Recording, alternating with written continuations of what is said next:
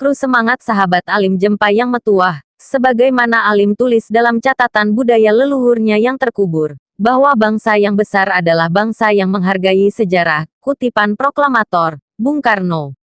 Sejarah adalah peninggalan di mana sejarah dapat kita dapati dari buku satu-satunya yang tentunya buku itu punya sumber yang akurat bukan hayalan belaka. Nah sahabat Alim, di sini Alim mengungkapkan 4 syarat berhasil menjadi berhasil, yaitu tekun, rajin, waktu yang lama, dan ada orang di belakang.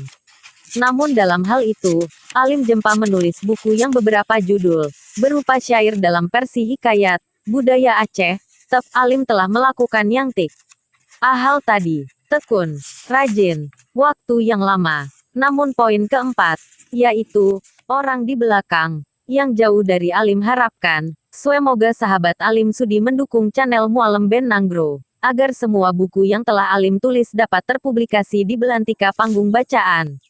Harapan saya semoga sahabat Alim mau mendukung channel Mualem Ben Nanggro, agar dapat Alim